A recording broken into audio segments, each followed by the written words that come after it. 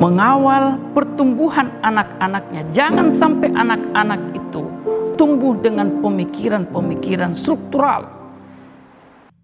Tausiah Harian Ramadan 1442 Hijriah. Kebaikan tanpa batas bersama Baitul Mal Hidayatullah.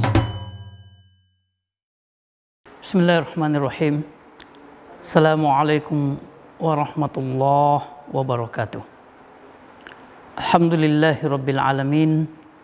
Salatu wassalamu ala Rasulillahil karim wa ala alihi wa sahbihi ajma'in. Amma ba'd. Beberapa kekeliruan yang dilakoni secara sadar ataupun tidak sadar oleh sebagian orang tua muslim,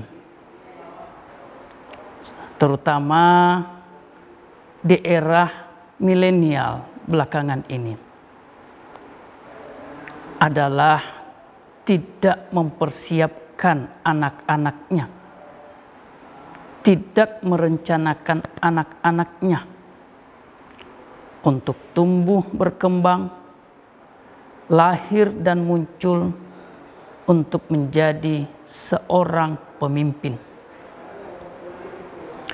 Pemimpin yang kami maksud bukanlah sekedar seseorang yang secara struktural memiliki jabatan yang tinggi di tempat dia berada. Bukanlah pemimpin yang kami maksud adalah yang menjadi direktur, yang menjadi komisaris, yang menjadi seorang manajer sampai pada tingkat memiliki perusahaan, menjadi owner. Karena pada dasarnya di dalam Islam, pemimpin yang hakiki tidak tersandra, tidak berada pada makna dan ruang lingkup yang sempit seperti itu. Karena hakikat seorang pemimpin di dalam Islam adalah ketika dia lahir, dia tumbuh, dia muncul di tengah-tengah umat, di tengah orang-orang yang di sekelilingnya, dan kemudian mau dan mampu, berani untuk mengambil peran-peran keumatan. Meski untuk peran-peran keumatan itu tidak harus dia dapatkan dengan jabatan-jabatan struktural formalis. Bahkan meski untuk itu mungkin dia tidak menjadi orang yang populer dan terkenal. Kita dapati misalnya bagaimana Nabi Musa alaihissalam tatkala diperintahkan atau mencari guru yang dikatakan lebih pintar darinya, yang oleh beberapa ulama disebutkan Nabi Khidir adalah orang yang dimaksud.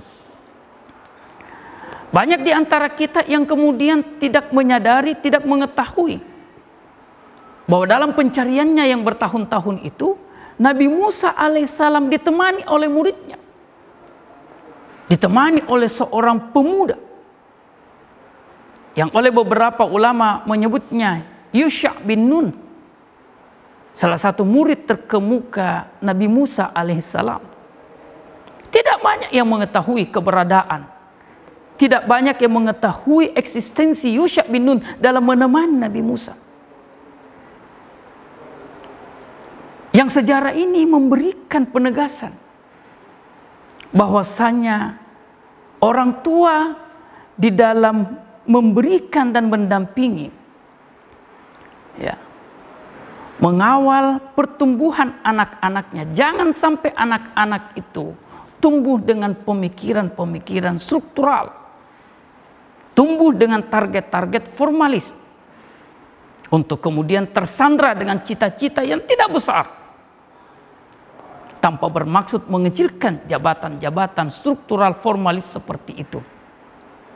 Tapi mari kita lihat bagaimana istri Imran yang termaktub dalam surah yang ketiga Ali Imran di ayat yang ke-35.